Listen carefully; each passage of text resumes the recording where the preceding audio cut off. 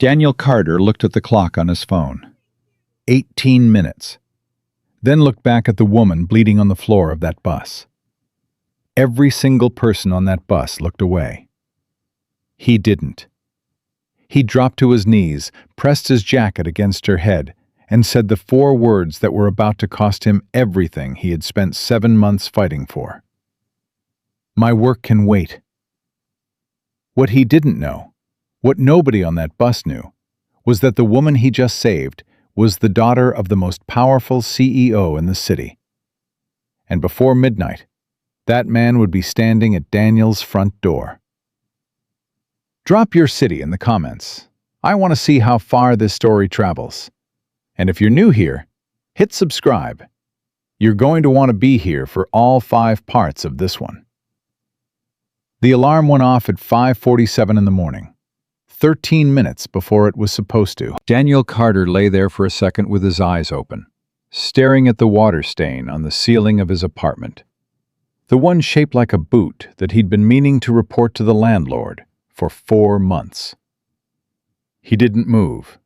He just breathed. In, out. And then, like every other morning for the past 7 months, the weight hit him before his feet even touched the floor. Bills. The rent notice he'd been avoiding opening. The letter on the kitchen table from Lily's school. The rejection email, the 14th one, sitting in his inbox from 2 days ago, that he still hadn't deleted because for some reason he couldn't bring himself to. He sat up. 43 years old, single father, former logistics coordinator for a mid-sized shipping company that had gone under when the economy turned and taken his entire division with it. No severance, no safety net. Just a daughter, an apartment in South Chicago, and a stubborn refusal to quit that was starting to feel less like strength and more like stupidity. He got up, patted across the cold floor in his socks, and started the coffee. From down the hall, he heard Lily moving. She was 11 years old, and she woke up like a weather system. Slow and quiet at first, then suddenly everywhere at once. "Dad," her voice still thick with sleep. "Kitchen," he called back. She appeared in the doorway in her school sweatshirt, hair pulled sideways in a braid she'd clearly done herself, and she looked at him the way she always did in the morning, like she was checking on him, not the other way around. "You're up early," she said. "Couldn't sleep." "The interview?" "Yeah." She nodded slowly and pulled herself up onto the counter stool, watching him pour coffee like that was the most important thing in the world. "You're going to be fine," she said. "You don't know that." "No," she agreed, reaching for the box of cereal without being asked. "But I know you." He looked at her for a second. 11 years old, and she already said things like that. Sometimes he wondered where she got it from. Not from him, he thought. He'd spent most of the last 7 months terrified. The interview was at 9:15 a.m., Hayes Analytics, downtown, 43rd floor. It wasn't just any company. Hayes Analytics was one of the fastest-growing data firms in Chicago, and the position was junior data analyst, which wasn't glamorous, but it paid well, offered full benefits, and most importantly, it had been the first response he'd gotten in 3 months that wasn't a form letter. He'd spent 2 weeks preparing. He borrowed his neighbor's printer to print his resume on clean white paper. He'd ironed his shirt the night before and hung it on the back of the bathroom door. He needed this. Not wanted. Needed. Lily's conditional acceptance to Lincoln Prep had arrived 6 weeks ago. It was a lottery school, one of the best in the city, and Lily had gotten in on her own merit. The problem was the enrollment fee. $3,000, due in 30 days, or the spot went to the next kid on the wait list. 29 days from today. He hadn't told Lily about the fee yet. She thought it was all figured out. He hadn't been able to bring himself to tell her it wasn't. He left the apartment at 8:15 with his folder of resumes, his ironed shirt, and $32 in his wallet. He was taking the bus, not because he wanted to, but because his car had been in a shop since January, and the repair estimate had made him physically sit down on the sidewalk for a moment. The number 12 bus came at 8:22. He got on and found a spot near the back, standing, holding the overhead bar with one hand and his folder with the other. The bus filled up fast.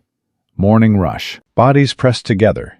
People in scrubs, people in work boots, a couple of teenagers with headphones in, a man in a delivery uniform reading something on his phone, two women talking loudly to each other over the noise of the engine. Daniel checked his phone. 8:31 a.m. He had 44 minutes. The bus would get him there in 25, which gave him time to walk a few blocks, find the building, check in at the desk, and get his head straight before he walked into the room. He closed his eyes for a moment and rehearsed what he was going to say. I've spent the last 7 months sharpening skills I didn't have time to develop when I was working. I'm ready for this. He'd practiced it in the bathroom mirror. He'd practiced it in the car on the way to the shop before he'd had to leave it there. He'd practiced it out loud in the park while Lily was on the swings, which had earned him a look from a woman walking her dog. He was ready.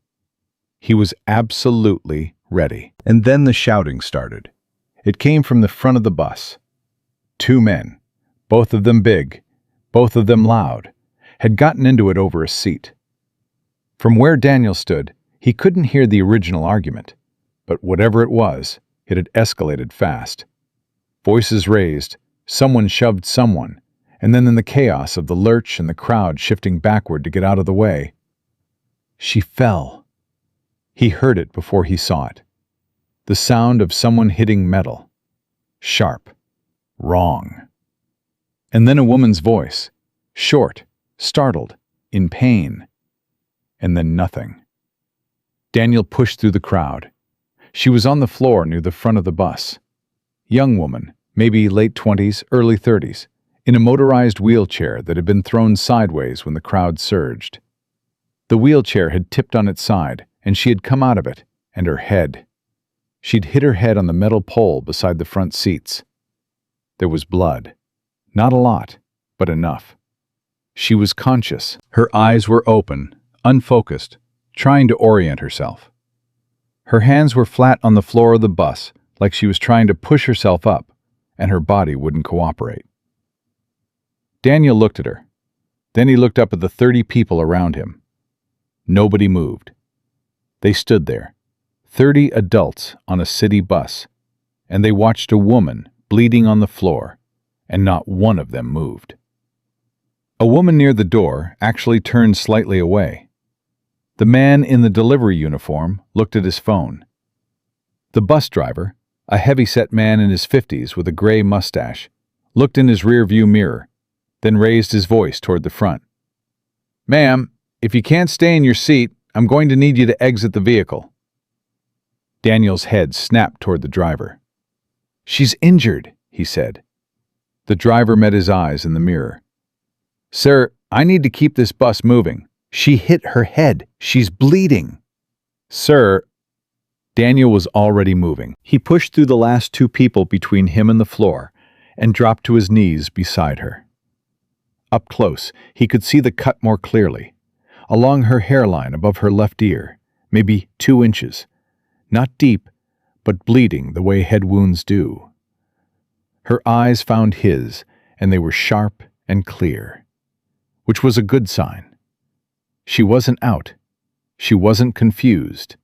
She was, he could see it in her face, furious, and fighting to not show how much pain she was in. "Hey," he said. "Hey, look at me. What's your name?" "I'm fine," she said. "You're bleeding." "I'm aware." Her voice was tight, controlled. She was pressing her own hand to the side of her head, which told him she knew what she was doing. But her hand was shaking. "Okay," he said. "Okay." My name's Daniel. I'm not going anywhere. He pulled his jacket off, the one he'd ironed along with his shirt, the one he'd bought second-hand 2 years ago for job interviews, and folded it quickly and pressed it against her head. She flinched, but didn't pull away. "You don't have to," she started. "I know," he said. He looked up at the crowd again. "Does someone want to call 911, or do I have to do that too?" A teenage girl with headphones around her neck pulled out her phone. "I'll do it," she said quietly. "Thank you." He looked back at the woman on the floor. She was watching him with an expression he couldn't quite read. Not gratitude exactly, more like assessment. Like she was taking inventory of him. "You're missing something important, aren't you?" she said. It wasn't a question. He glanced at his folder, still somehow in his left hand, a little crumpled now. "Nothing that can't wait," he said. Something moved in her eyes. "Don't do that." "Do what?" "Lie to make me feel better." He looked at her for a moment. Then he said, "I have a job interview in 38 minutes. The most important one I've had in 7 months. Now I'm probably going to miss it." She held his gaze. "Then go." "No." "Daniel." "I don't know your name," he said. A pause. "Isabella." "Isabella," he nodded. "I'm staying, Isabella. So let's just both accept that and move on." She didn't argue after that, but she didn't look away from him either. The ambulance arrived 9 minutes later. By that point, the bus had pulled to the curb, and most of the passengers had scattered. Some had stayed to gawk, but the 2 men who'd started the whole thing were long gone. The bus driver had the decency to look uncomfortable when the paramedics asked what happened. Daniel stayed beside Isabella the entire time the EMTs worked. He answered their questions, held her hand when they asked her to squeeze to test her grip, and didn't let go of his folded jacket, now with a rust-colored stain spreading through it, until one of the paramedics gently took it from him and replaced it with a proper bandage. "You her husband?" one of the paramedics asked. "No, just... I was on the bus." The paramedic glanced at him. "You did good." They loaded her into the ambulance. Daniel stood on the sidewalk for a moment, with his crumpled folder and his blood-stained hands, and he looked at the time on his phone. 9:08. He called the number from the interview confirmation email. It rang 4 times before someone picked up. "Hayes Analytics, Human Resources." "Hi, my name is Daniel Carter. I have a 9:15 interview this morning with—" "Oh, Mr. Carter." The woman's voice shifted, formal and practiced. "We actually tried to reach you. Your interview slot has been filled. The hiring manager had another candidate available, and since we didn't hear from you by 9—" "I understand," he said. His voice was very calm. He didn't know why it was calm. "I was dealing with an emergency." "I'm sorry to hear that. We may be running another round of interviews next quarter if you'd like to—" "Sure," he said. "Thank you." He hung up. He stood on the sidewalk in his iron shirt with his crumpled folder, and he just stood there for a moment. And if anyone walking past him had looked closely, they might have noticed that his jaw was tight, and his eyes were very still, and his hands were pressed flat against his folder, like he needed to hold on to something. 29 days. The enrollment fee. Lily's spot at Lincoln Prep. He breathed in, he breathed out. Then he walked to the hospital. He didn't go into the hospital because he expected anything. He went because he couldn't not. Because he had sat beside a woman on the floor of a city bus and held his jacket to her head and told her he wasn't going anywhere.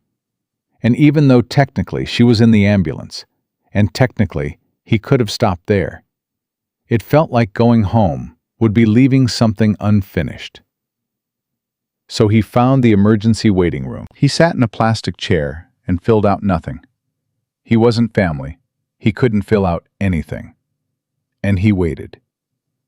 After an hour and 15 minutes, a nurse came out and looked around and said, "Is there someone here for Isabella Hayes?" Daniel stood up. The nurse looked at him. "Are you family?" "No," he said. "I was with her when it happened. I just wanted to make sure she was okay." A pause. "She's asking for you, actually." The room was small. Isabella was sitting up in the hospital bed with a bandage along her hairline and a bruise already forming at her temple.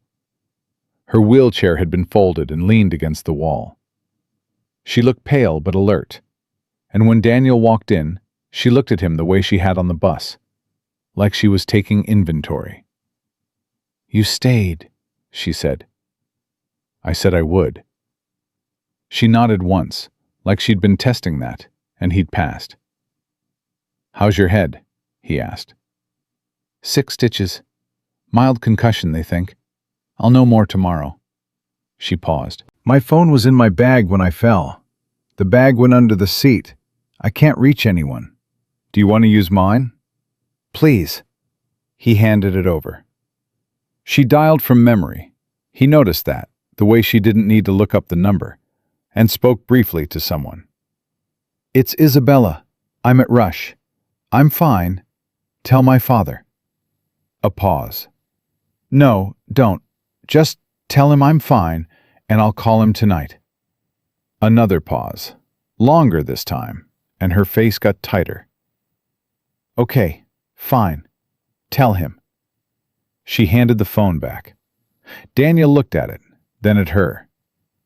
"Your father's going to worry." "My father does what my father does," she said. "That's not your problem." They sat in silence for a moment. "You should go," she said. "I'll go when you have someone here." "I'm a grown woman. I don't need—" "I know you don't need anyone," he said. "But I'm going to stay anyway. That okay with you?" She looked at him. "You're very stubborn." 11-year-old daughter, he said. "You develop skills." For the first time since the bus, something in her face shifted. Not a full smile, more like the ghost of one, the kind that shows up before a person's ready to let it. "How old is she?" 11, going on 37. He leaned back in the chair. "Her name's Lily." "That's a good name." "She picked it herself. At age 4, she told my wife, my ex-wife, that her name was Lily now, and we could call her whatever we wanted, but she wasn't answering to anything else." He paused. "She's been Lily ever since." Isabella laughed, short and surprised, like she hadn't meant to. She pressed a hand to her head. "Ow!" "Sorry." "Don't apologize. It felt good to laugh." She looked at the ceiling for a moment, then back at him. "Daniel, you really gave up an interview for a stranger."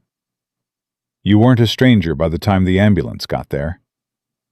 She was quiet for a while. A monitor beeped somewhere down the hall. Outside the small window in the door, nurses moved back and forth in a steady rhythm. "What was the interview for?" she finally asked. "Data analyst. Downtown firm." He paused. "Hayes Analytics." Something happened in her expression. Quick, almost invisible. She looked down at her hands. "Did you know the company?" he asked. "I know of it," she said carefully. "Good company," he said. "Good reputation. Would have been a good fit." He exhaled. "There'll be other chances." She said nothing for a moment. Then, "What's your full name?" "Daniel Carter." She repeated it quietly, like she was committing it to memory. "Why?" he asked. "Because you did something today that most people wouldn't do." She met his eyes. "And I don't forget things like that."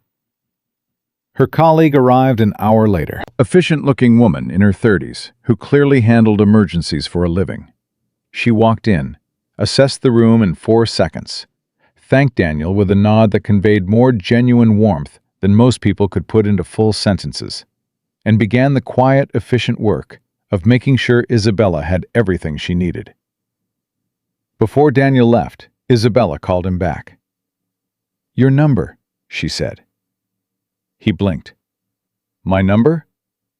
Give me your phone number." She had a pen now, somehow. Her colleague had produced one, and a notepad from the bedside table. "Write it down." He wrote it on the back of a receipt he found in his jacket pocket. The receipt was from the grocery store. Milk, eggs, bread, Lily's cereal. Isabella looked at it for a moment before folding it carefully and setting it on the table beside her. "Thank you, Daniel Carter," she said. "Get some rest," he said, and he left. He got home at 3:15. Lily was at school. The apartment was quiet. He sat down at the kitchen table without taking off his coat and looked at the stack of envelopes beside the fruit bowl. The power bill, the rent notice, the credit card statement, and under all of them, the letter from Lincoln Prep with its enrollment fee and its 30-day deadline. He put his hands flat on the table. He had just missed the only job interview that had responded to him in 3 months. He had ruined his best chance to pay the enrollment fee. He had given up the one opportunity that could have changed things. And he could not, no matter how hard he tried, bring himself to feel like he had made the wrong decision. He didn't understand that. He sat there in his kitchen trying to feel regret, trying to manufacture the clean, sharp pain of a mistake that would at least tell him what to do next. And instead, all he felt was tired and strangely, quietly certain. He had seen a woman bleeding on the floor of a bus. He had stayed. That was what he had done. He couldn't have done anything else. When Lily got home from school at 4, she dropped her backpack by the door, kicked off her shoes in the wrong direction, and came into the kitchen looking for a snack. She stopped when she saw his face. "Dad." Not a question, a statement. The way she always said it when she knew something had gone wrong. "Sit down, Lil." She sat. He told her everything. The bus, Isabella, the fall, the blood, the ambulance, the hospital, the phone call, the interview. He told her all of it, straight through, without softening any of it. When he finished, she was quiet for a moment. Then she said, "So you helped her?" "Yeah." "The whole time?" "Yeah." She nodded slowly. "Dad," she paused, "that's the most you thing you've ever done." He looked at her. "That's not... Lily, I lost the interview." "I know." "I might not be able to pay your..." He stopped. He hadn't meant to say that. She watched him. "Pay my what?" He exhaled. "Your enrollment fee for Lincoln Prep. It's due in 30 days. I've been trying to figure it out." Silence. Then Lily said, "How much?" 3,000. She was quiet again. The refrigerator hummed. Outside a car alarm went off and then stopped. "Okay," she said finally. "Lily." "Dad." She looked at him. "You helped someone who was bleeding on the floor of a bus, and you stayed with her until she had someone there with her. That's..." She shook her head. "I don't care about Lincoln Prep if it means you turn into someone who would walk past that." He stared at her. "I'm 11, she added. "Not stupid." He laughed, short and rough and genuine, and it surprised him. "When did you get so... Where do you even get this stuff?" She shrugged, but she was smiling now. "You, mostly." He reached across the table and put his hand over hers. She flipped her hand over and held his back, the way she'd done since she was 3 years old.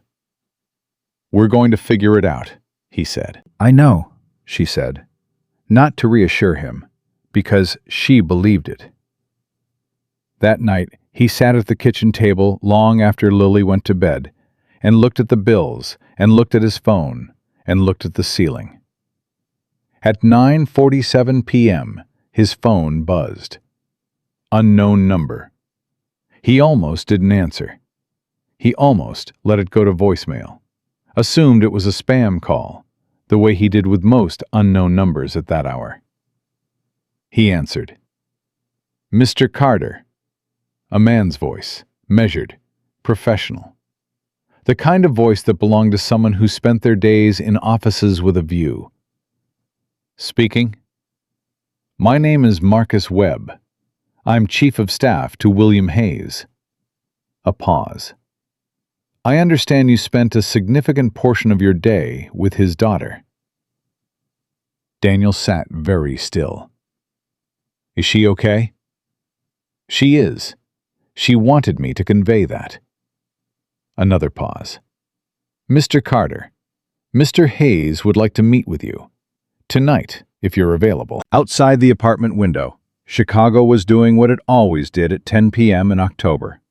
Cold wind moving between buildings. The distant rhythm of the city that never really went quiet. Daniel Carter looked at the stack of bills on his table. He thought about Lily, asleep in the next room. He thought about Isabella Hayes on the floor of a bus with blood on her face and 30 people walking away. Tonight, he said. Yes, sir. He took a breath. Give me 20 minutes. 20 minutes later, Daniel was standing outside his apartment building in his ironed shirt. Still the same one from that morning, slightly wrinkled now, but the best he had, when a black sedan with tinted windows pulled up to the curb with the quiet precision of something that had never once been late for anything. The driver didn't say a word.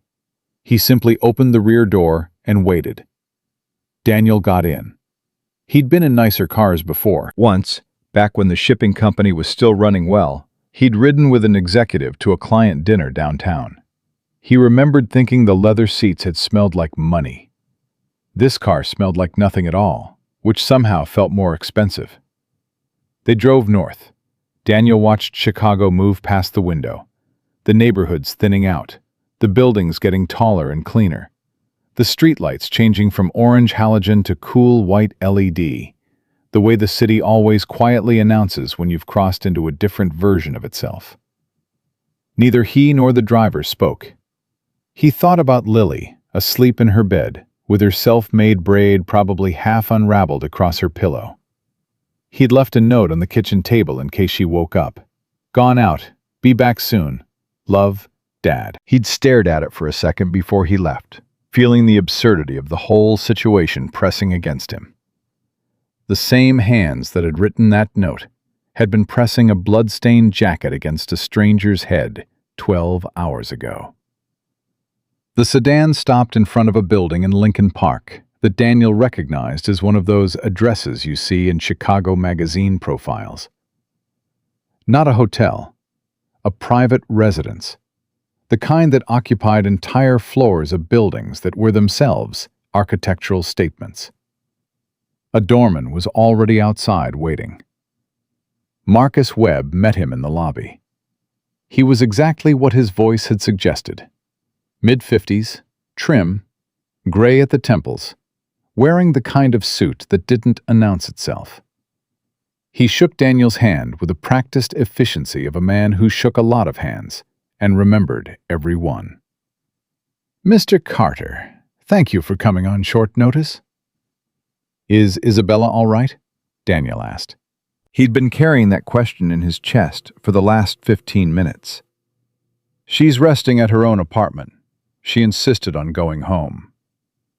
Webb allowed a small, dry expression to cross his face. She's not someone who accepts hospitals for longer than necessary. No, Daniel said. I got that impression. Webb nodded, and then he did something Daniel hadn't expected. He paused. He looked at Daniel directly, the professional composure dropping just a fraction. She called her father herself. From the hospital.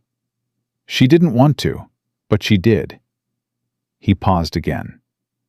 In 23 years of working with William Hayes, I have never seen him leave a meeting the way he left the one he was in when that call came in. Daniel didn't know what to say to that, so he said nothing. "This way," Webb said.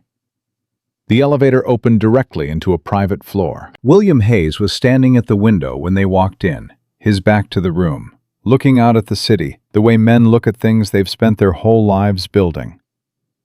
He was older than Daniel had expected, early 70s maybe, with the kind of posture that came not from military discipline, but from decades of being the tallest presence in any room he entered. Silver-haired, still. When he turned, his eyes went straight to Daniel, with the focused directness of someone who had long ago stopped pretending to look at anything he wasn't actually looking at. "Daniel Carter," he said.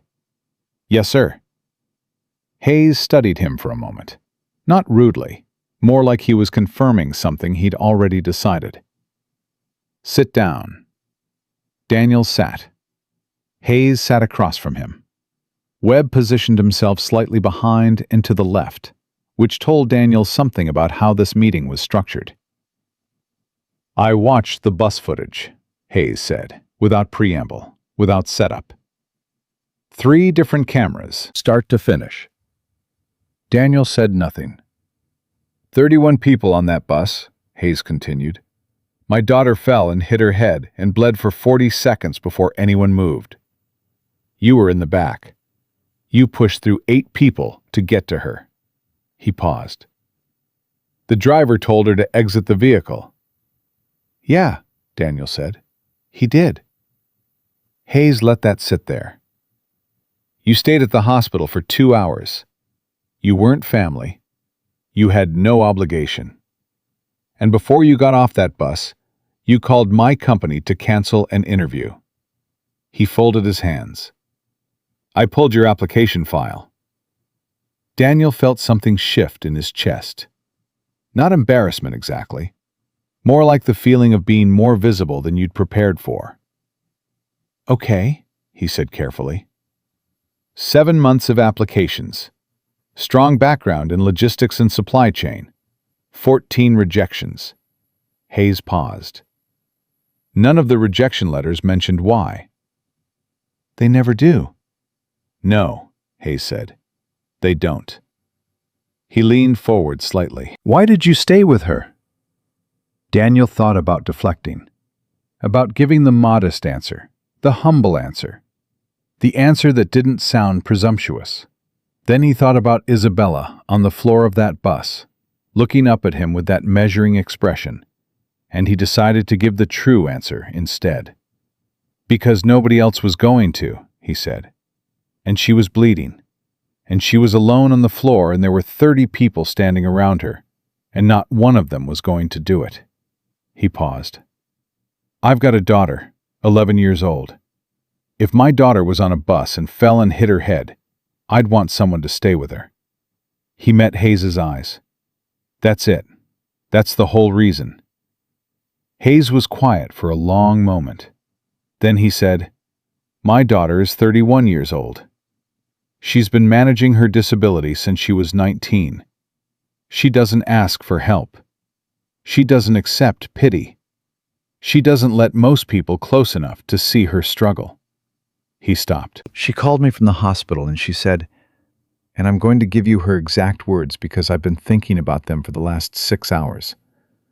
She said, 'Dad, there was a man on the bus. He stayed. You would have liked him.'" The room was very quiet. "She doesn't say things like that," Hayes said. Daniel looked at his hands, the same hands that had pressed a jacket to her head that morning. He'd washed them twice at the hospital, but he'd still somehow felt the ghost of it all day. "I just did what seemed right," he said. "I know," Hayes said. "That's the point." He reached across the low table between them and slid an envelope toward Daniel. Thick, white, the kind of envelope that had weight to it before you even opened it. "Open it," Hayes said. Daniel opened it. The letter was 2 pages. The first page was a formal job offer. Data analyst position. Hayes Analytics. Full benefits. Start date flexible. The salary was not what he'd applied for. It was substantially better. The second page was a personal check. Daniel stared at it. "That covers what you lost today," Hayes said. "The interview, the preparation time, the expenses. Call it what you want. I call it fair." Daniel looked up. "I don't want charity." "It isn't charity," Hayes said, and his voice was completely level. "Charity is something you give to people who can't do anything for you. This is a transaction. I'm paying for integrity, which is, in my experience, the rarest commodity in the workforce." He paused. "The job offer is based on your qualifications. Your file is strong. You should have been called months ago." "Why wasn't I?" Hayes tilted his head slightly. "Because the hiring manager for the junior positions had a bias toward candidates from specific schools. You didn't go to one of them." He said it flatly, without apology, which somehow felt more honest than if he'd softened it. "I'm addressing that separately." Daniel looked back at the letter. The numbers. His name typed at the top in a clean, professional font. He thought about the enrollment fee. Lincoln Prep. Lily's face when she'd gotten the letter. He thought about sitting at the kitchen table that morning, staring at the water-stained ceiling, running calculations that never came out right. He thought about Isabella saying go, and him saying no.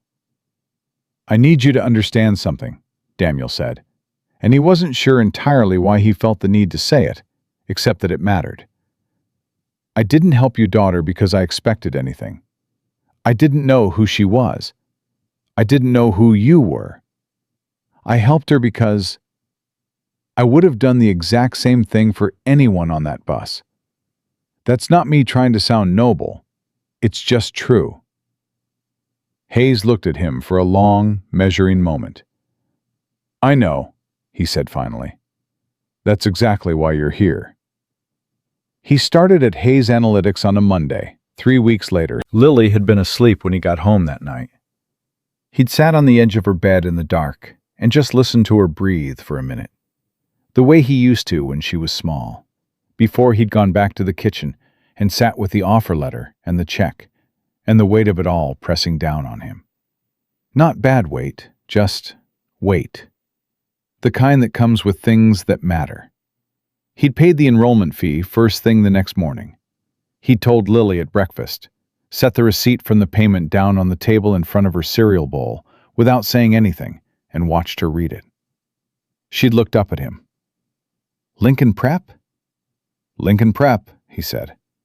She'd been quiet for a second, which was unusual for Lily, who operated at approximately 100% volume most of the time.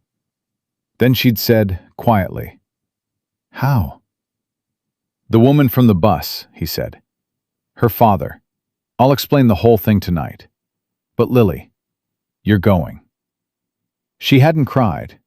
She wasn't a crier, his daughter. She'd just nodded once, the way she did when something registered deep, and gone back to her cereal. But he'd seen her hand go flat on the table, the way his did when he needed to hold on to something. They were more alike than either of them fully understood yet. The first week at Hayes Analytics was the kind of disorienting that came with starting over somewhere new. Learning where the coffee machine was, figuring out which elevator was fastest, reading the invisible social architecture of an office that had its own history before he arrived. The work itself he understood immediately. Data analysis, forecasting models, client reports.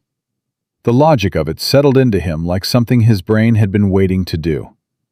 His desk was on the 23rd floor, in a row of 8 analysts who sat in an open-plan space that hummed with the particular energy of people who were paid to be precise. His neighbor to the left was a young woman named Priya, who explained the internal filing system to him in the first hour, with the efficiency of someone who had done it too many times. His neighbor to the right was an older man named Frank, who said almost nothing but nodded occasionally in a way that Daniel came to understand meant, "You're doing it right." His manager was Gregory Mills. Daniel noticed Gregory the first day in the way you sometimes notice weather. Not with alarm, just with awareness. He was somewhere in his mid-40s, well-dressed in the way people are when appearance is part of how they're managing other people's perceptions. He'd shaken Daniel's hand with a smile that had everything in the right place and nothing behind it. "Welcome to the team," Gregory had said.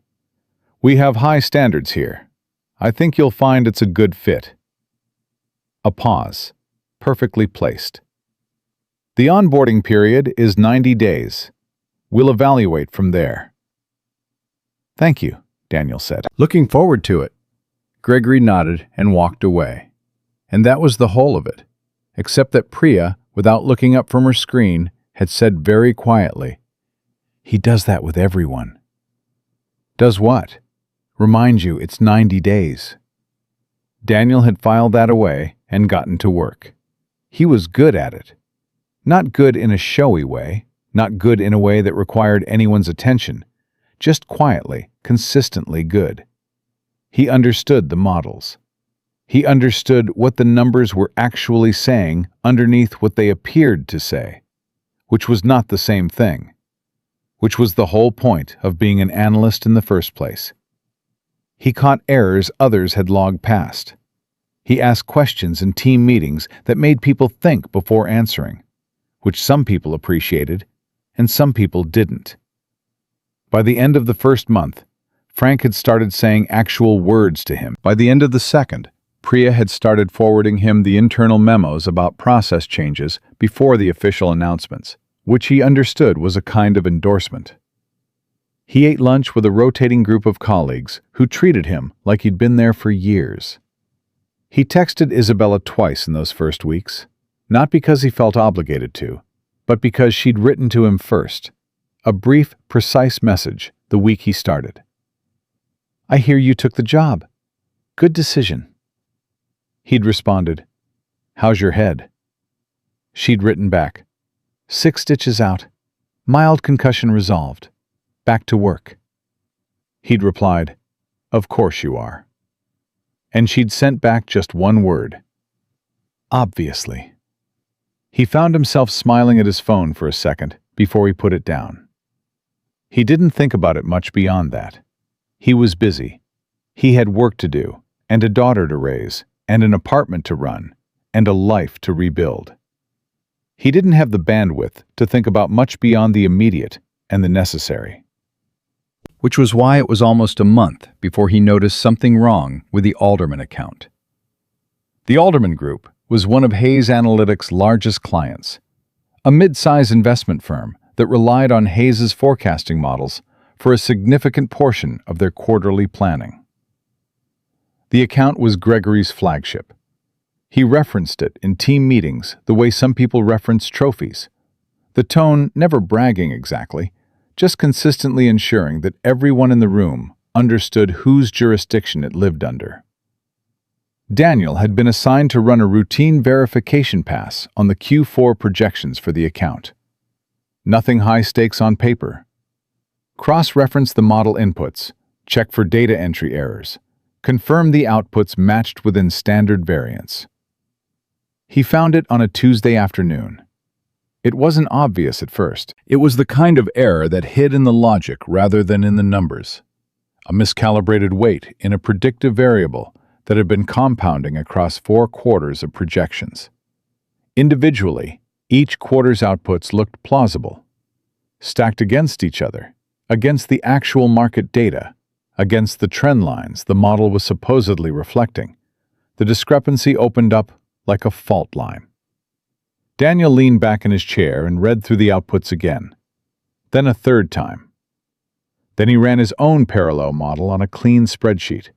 No inputs from the original, just the raw data, and watched the numbers come out almost $3 million different.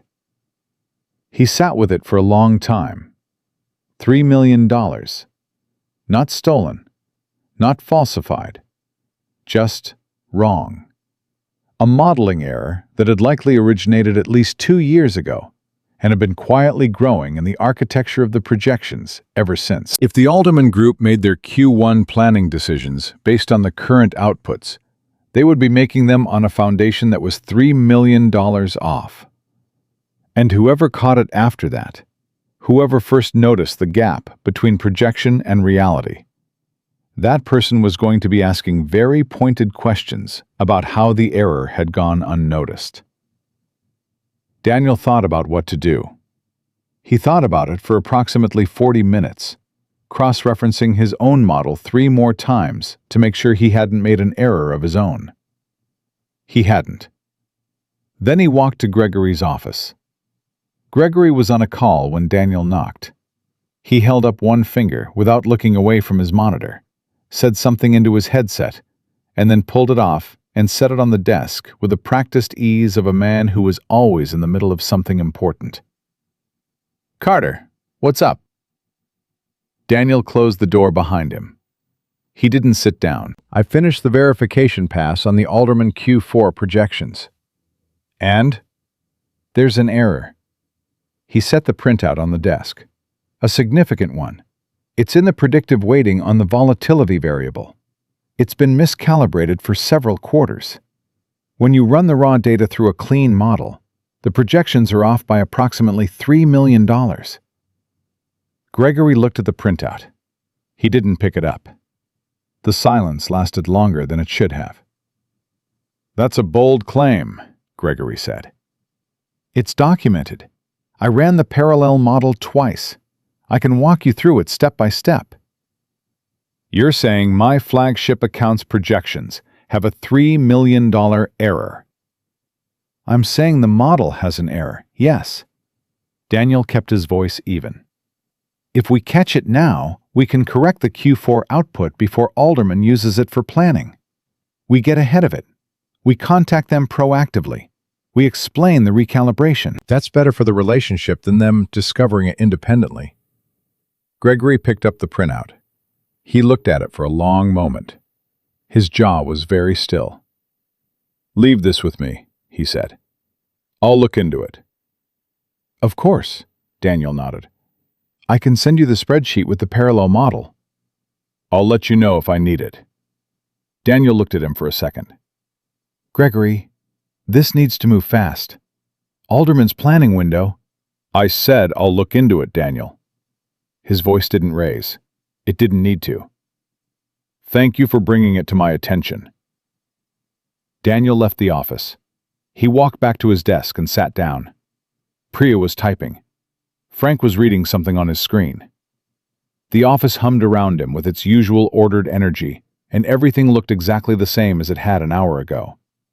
But something had shifted. He could feel it, the way you feel a change in pressure before rain. Not the storm itself, not yet. Just the atmosphere moving, realigning. He'd seen the way Gregory had looked at the printout. Not with the focused concern of someone confronting a problem. With the careful stillness of someone calculating. Daniel had been in enough workplaces long enough to know the difference. He opened his email and typed up a summary of his findings. The full methodology. The parallel model outputs. The variance analysis. Every step, documented, time-stamped. He sent a copy to his own personal email and saved another copy to an external drive he kept in his desk drawer. He didn't know exactly what he was protecting himself from.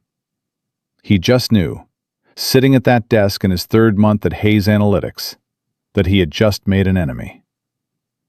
He looked at the time. 4:47 p.m. He had to pick Lily up from her after-school program by 6.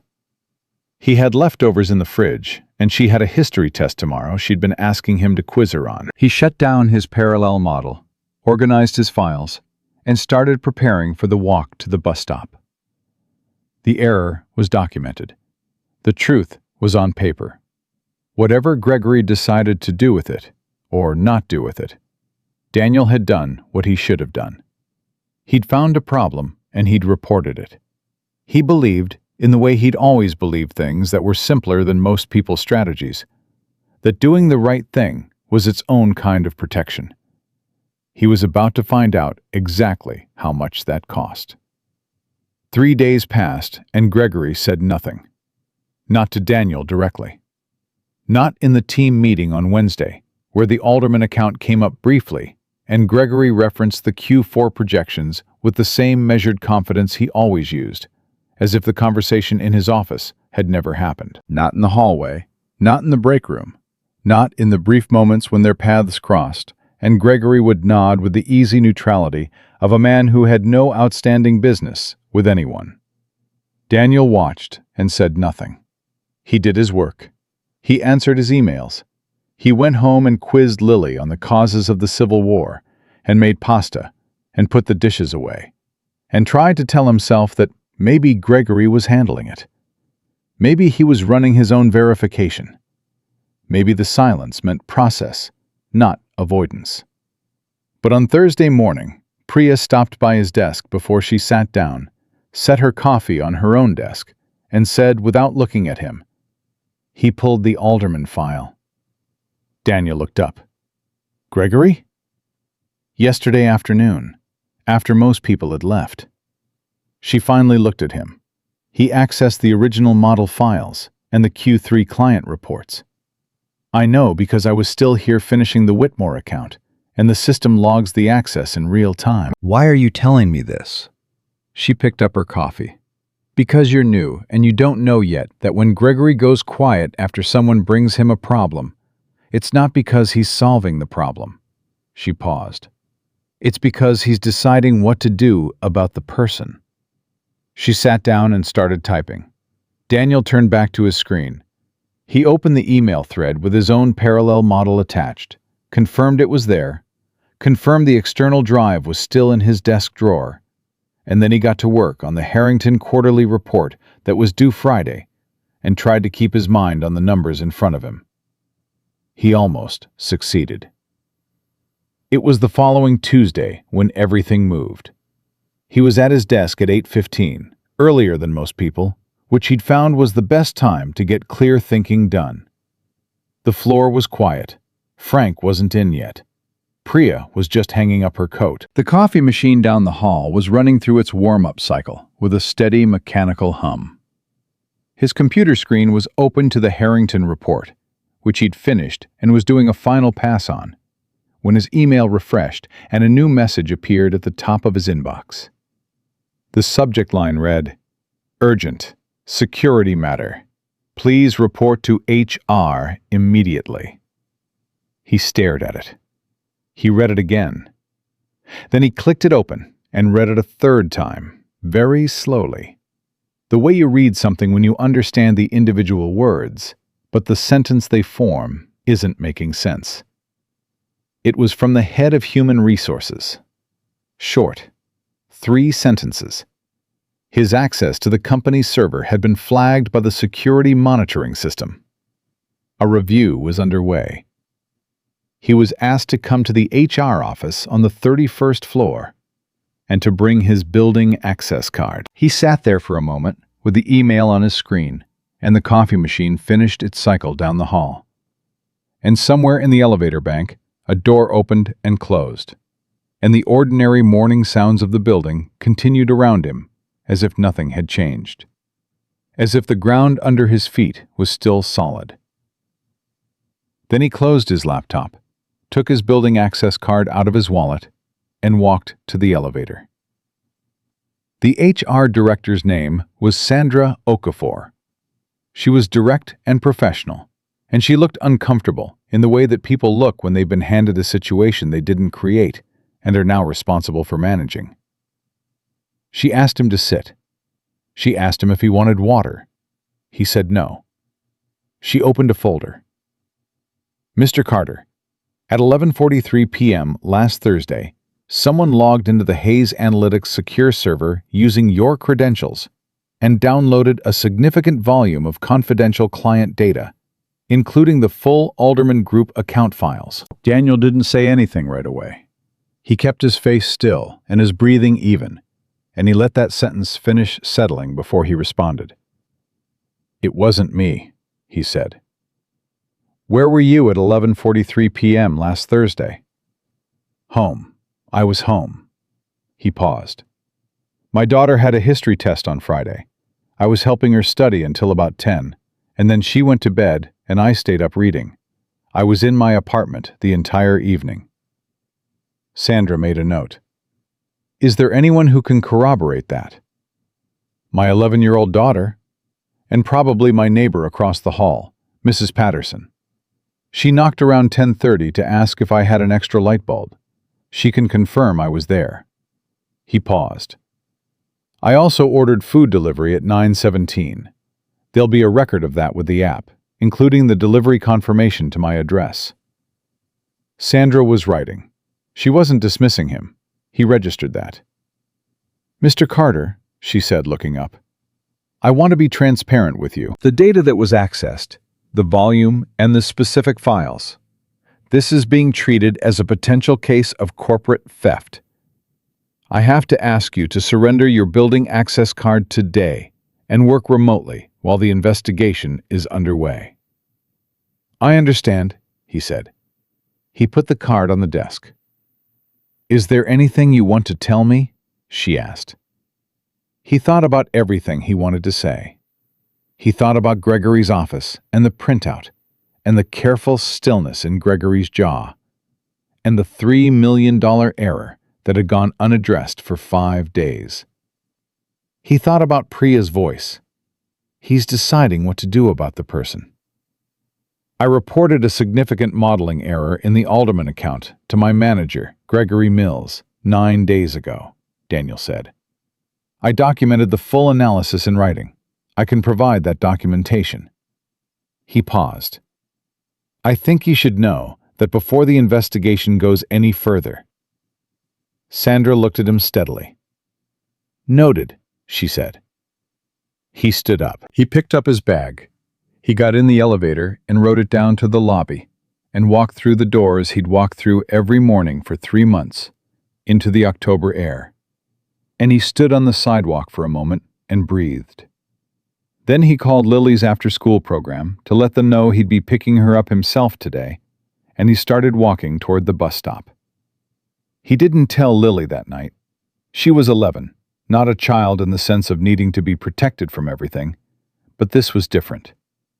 This was the kind of thing that would sit on her the way it was already sitting on him, and she had enough to carry. He made dinner. He asked about her day. He listened to her describe a complicated social situation with 2 girls from her class with the full attention it deserved. And when she went to bed, he sat at the kitchen table and opened his personal laptop and pulled up the email thread with his documented analysis. Everything was there, every step of the parallel model, the variance figures, the date and timestamps, the email he'd sent to Gregory, and Gregory's brief non-response. He organized it into a single document, printed it at the library the next morning when Lily was at school. Then he called Marcus Webb. He didn't have the number. He hadn't saved it from that October night. But he found the General Hayes Analytics inquiry line, called it, identified himself, and said he needed to reach William Hayes's office on a matter related to his current employment status. There was a pause, and then a transfer, and then a different voice asking him to hold. And he sat on hold in his kitchen for 6 minutes before Marcus Webb's voice came on the line with its measured professional cadence. "Mr. Carter, I'm going to assume you've heard what's happening," Daniel said. A brief pause. "I have. I didn't access the server that night. I'm not the appropriate person to—" "I know," Daniel said. "I'm not calling to make my case to you. I'm calling because the internal investigation needs to know that 9 days before this happened, I reported a $3 million error in the Alderman account to Gregory Mills. I documented everything, and nothing was done." He paused. "I don't think that's a coincidence." Silence. "Send the documentation to my direct email," Webb said. Daniel sent it within the hour. The investigation moved faster than he expected. He suspected Webb had something to do with that. He spent 4 days at home. He took Lily to school and picked her up. He cooked. He ran. He did not allow himself to catastrophize, which was harder than it sounds when you're sitting in your apartment, watching everything you've rebuilt start to wobble on its foundation. He went through the evidence methodically. His food delivery receipt, Mrs. Patterson's number already in his phone from that neighborly exchange about the light bulb, his home internet router logs showing no VPN access that would indicate remote server connection from his IP address, his building's keycard deactivation timestamp, confirming his access card had been used to exit the building at 6:12 p.m. and not reused after. He had been home, the data was clear, and the server logs, he was fairly certain, would tell the rest of the story. On the 4th day, a Friday, his phone rang. Unknown internal number. Mr. Carter, this is Sandra Okafor. I need you to come in Monday morning, 9 a.m. The investigation is complete? A pause. We have findings. The meeting will include Mr. Hayes. He hung up and sat very still for a moment. Then he got up, went to Lily's room, knocked twice the way he always did, and opened the door. She was on her bed with a book, and she looked up over the top of it at his face the way she always did, reading him like weather. "What happened?" she asked. He sat down in her desk chair, and this time he told her everything. She listened without interrupting, which was unusual for her, which told him she understood the weight of it. When he finished, she put the book down on her bed. "Someone stole your credentials," she said slowly, "to make it look like you stole files." "That's what it looks like." "Because you found the error." "That's what I think." She was quiet for a moment. Her expression went through several things in quick succession: anger, confusion, something that looked like it wanted to be fear, but was fighting to stay as anger instead. Dad, that's not just unfair, that's wrong. That's actually wrong." "I know." "What are you going to do?" "I'm going to go in Monday morning, with every piece of evidence I have," he said, "and I'm going to tell the truth." She looked at him for a long time. "You always do that," she said. "Yeah. It keeps putting you in hard situations." "Yeah," he said again. She picked her book back up and then set it down again. "Do you ever think about just not doing the right thing? Just for once? Like, strategically?" He almost laughed. He managed to keep it to a half smile. "Every time something like this happens, for about 30 seconds. And then? And then, I think about you watching me." She went quiet. Her jaw did the thing, that tight, controlled thing it did when she was trying not to show that something had landed on her. She looked down at her book. "Okay," she said quietly. "Go get your job back." He was at Hayes Analytics at 8:50 Monday morning, waiting in the lobby with his printed documentation in a folder. His building access card returned to him by the security desk, with the information that his access had been reinstated pending the meeting's outcome. He'd taken that as a sign, but he hadn't let himself read too much into it. Sandra Okafor met him at the elevator and walked him not to the HR floor, but to the 43rd floor, which he'd only been on once before. William Hayes's floor. She knocked on a door at the end of the corridor and opened it without waiting for a response, which told him the meeting had been scheduled and the door was expected. Gregory Mills was already in the room. Daniel hadn't expected that. He kept his face neutral. Gregory was seated on one side of the conference table, and he looked— Daniel searched for the right word as he walked in. Composed, aggressively composed in the way people are when they've decided on a performance and they're committed to it. He glanced at Daniel, and then back at the table in front of him, with the practiced incuriosity of someone who needed to appear unconcerned. William Hayes was at the head of the table. Marcus Webb stood slightly to his right. There was another man Daniel didn't recognize. 50s, gray suit. The particular contained energy of someone from legal. A woman with a laptop open and her fingers poised. Hayes looked at Daniel when he walked in. The same direct eyes. The same measuring quality. He didn't smile. He didn't not smile. He simply said, "Sit down, Mr. Carter," and gestured to the chair across from Gregory. Daniel sat. He set his folder on the table in front of him, but didn't open it. "Let's establish what we know," Hayes said. "I'll start with the server logs." He nodded to the man in gray, who opened his own folder. The man read without editorializing. The server access event had occurred at 11:43 p.m. on Thursday the 14th, using Daniel Carter's login credentials. The IP address associated with the access was traced to a device registered to Hayes Analytics, a company-issued laptop. The asset tag number was recorded in the security log. "That laptop," Hayes said, "was signed out from the equipment room 6 weeks ago." He paused. "To Gregory Mills." The room was very quiet. Gregory's composure did not break. But something in it shifted. The way ice doesn't break until it does, but you can see the line forming before it goes. "I signed out a loaner laptop," Gregory said, his voice careful and measured, "because my personal machine was being updated. That's standard procedure." "It is," Hayes agreed. "Standard procedure also requires the return of loaner equipment within 5 business days. The equipment log shows it was never returned." He looked at Gregory steadily. "The access event on Thursday the 14th originated from that machine." "I wasn't in the building that night," Gregory said. "The access was remote," the legal man said. "VPN tunneled through the standard corporate network. The loaner machine had the corporate VPN pre-installed." Gregory said nothing. "Additionally," Hayes continued, "we pulled the access logs on Mr. Carter's credentials for the full period of his employment. There are 2 events outside standard business hours, both traceable to the same loaner laptop asset tag." He folded his hands.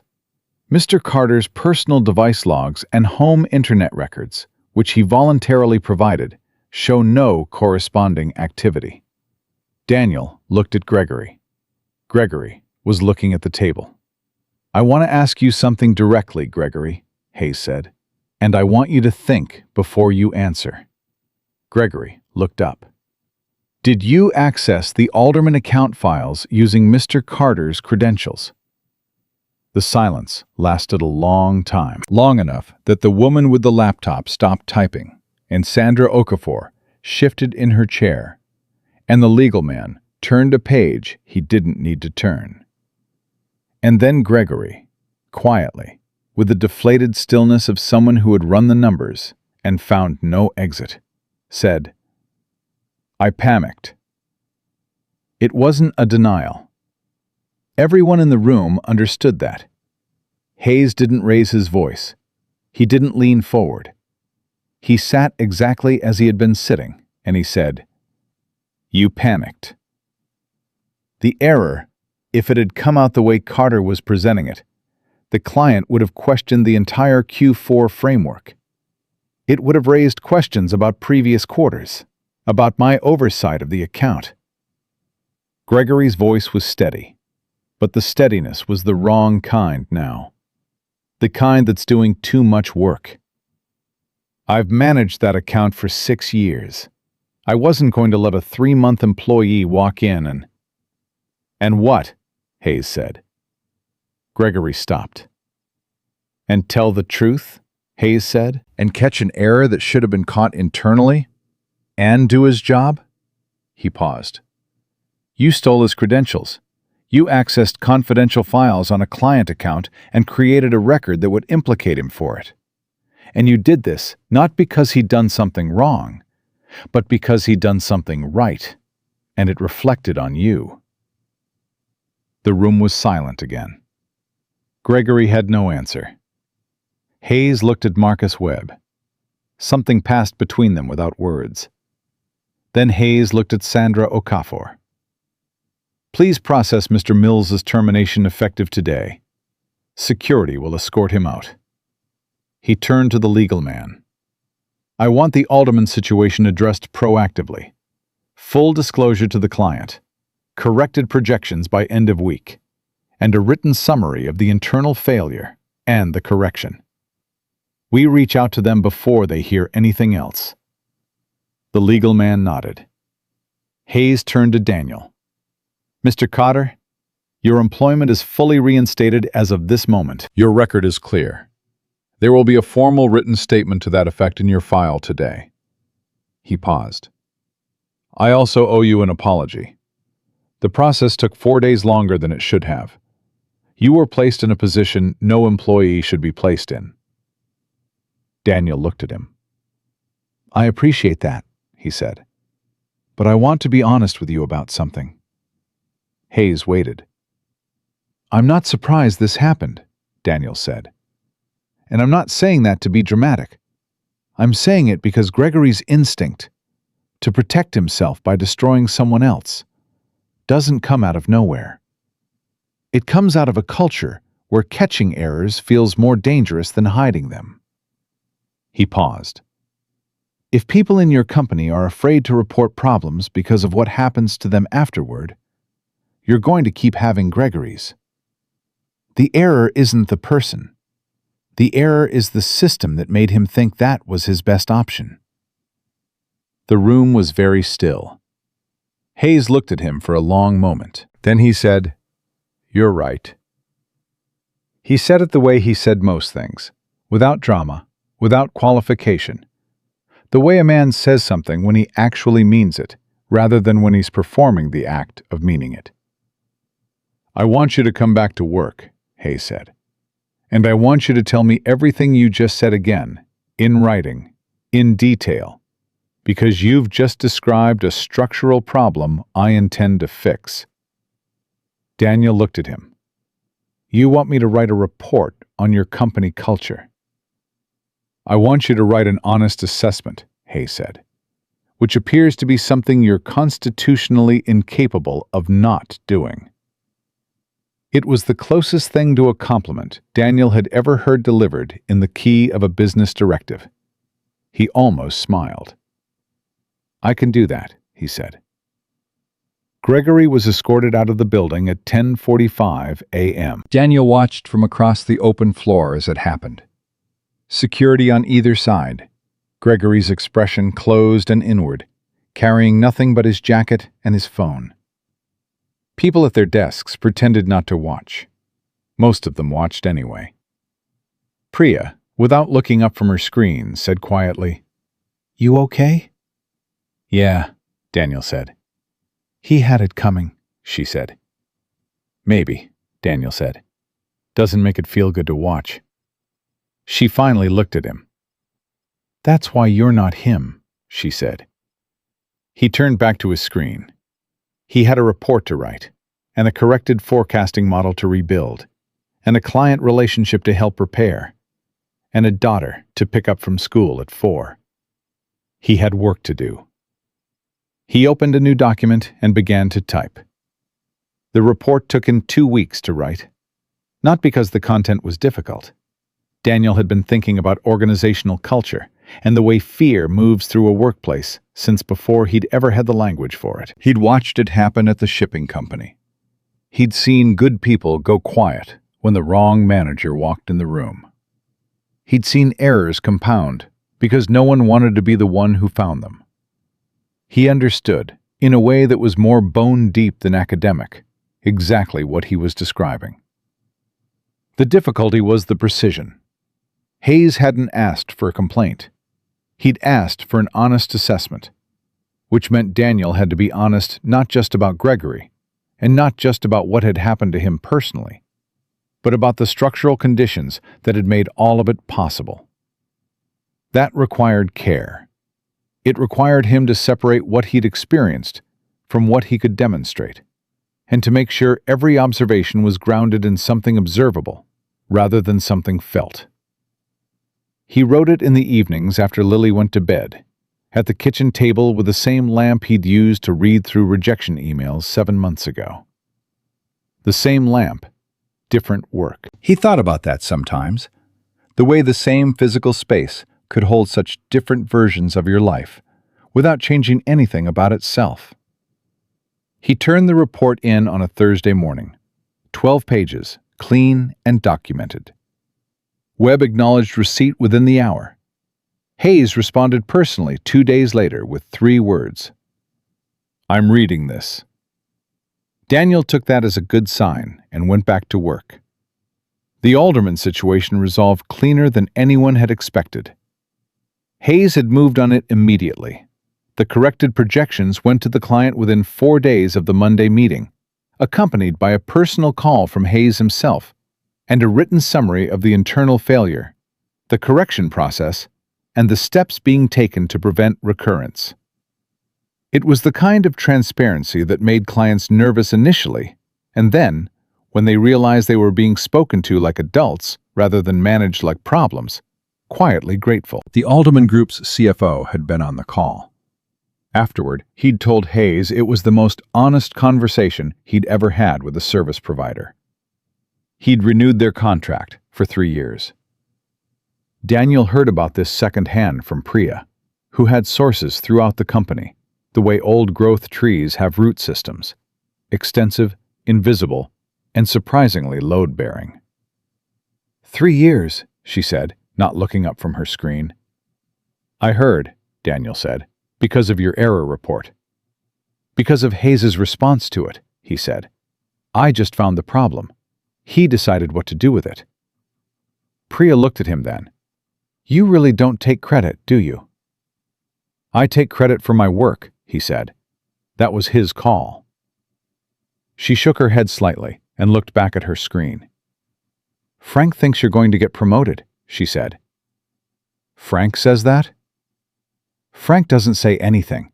He nodded 3 times when I mentioned your name last week, which for Frank is basically a parade." Daniel almost laughed. Frank, 2 desks over, showed no sign of having heard any of this, which was either excellent professional distance or confirmation that Frank's awareness of everything happening around him was simply very well concealed. The promotion wasn't something Daniel was thinking about. He had enough to think about. He was rebuilding the Alderman forecasting model from the ground up. Clean inputs, recalibrated variables, the whole architecture, which was the kind of methodical work he found genuinely satisfying in the way that fixing something broken always was. He was managing the cross-referencing on 2 other major accounts that had been reassigned from Gregory's portfolio. He was still in the process of writing the secondary recommendations Hayes had requested as a follow-up to the culture report. He was busy. He was useful. And for the first time in a long time, those 2 things felt like the same thing. He ran into Isabella on a Wednesday in November. Not accidentally. She had texted him the day before. "Are you free Wednesday lunch? I have something I want to talk to you about." He'd written back, "Yes, where?" And she'd sent an address 4 blocks from the Hayes Analytics building that turned out to be a small Italian place with maybe 10 tables and a chalkboard menu, and the particular unhurried quality of a restaurant that had been there long enough to stop worrying about being discovered. He got there 3 minutes early. She was already there. She looked different from the hospital. Healthier, obviously.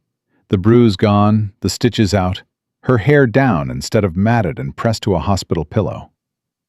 But more than that, she looked like herself in a way that the bus and the hospital hadn't allowed for.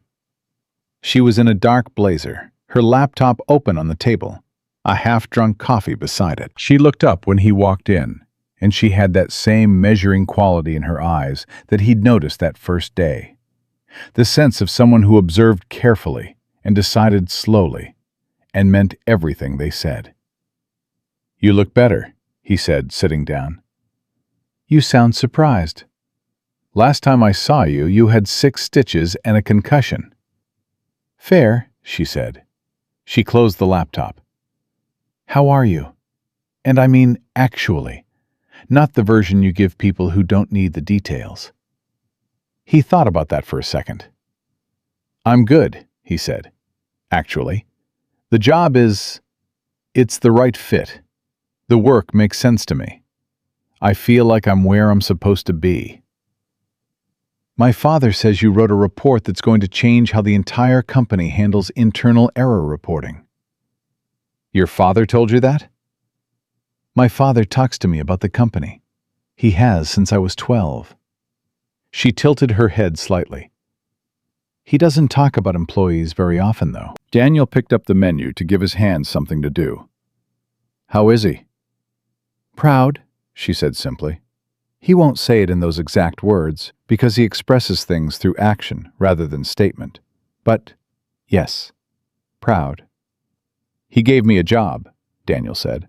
He doesn't need to be proud. He gave you a job because you were qualified, she said. He's proud because of who you are. Those are different things. She paused. He knows the difference. He spent 40 years learning it. The waiter came and they ordered. She knew the menu without looking at it, which confirmed she'd been here before. And when he left, she folded her hands on the table and looked at Daniel with the directness of someone who had gotten to the point of their life where they didn't particularly see the use in not getting to the point. I want to tell you something, she said, and I want you to let me finish before you respond. Okay. When I was 19, I was in a car accident. That's where the disability started. Spinal injury, partial. I can walk short distances with support, but I use the chair for most things. Before the accident, I was in my second year of college, studying business, running cross-country, doing everything fast because everything felt like it had unlimited time. She paused. After the accident, I spent 2 years being very angry, and then 1 year deciding what to do with my life as it actually was, rather than as I'd planned it. She met his eyes. I don't tell most people that story. I don't particularly want sympathy, and I've never needed anyone's pity. But I'm telling you because what happened on that bus, the way people looked away from me, that's not new. That has happened my entire adult life. People look away because they don't know what to do, or they don't want to engage, or they're afraid of saying the wrong thing, and so they do nothing. She paused. You didn't look away.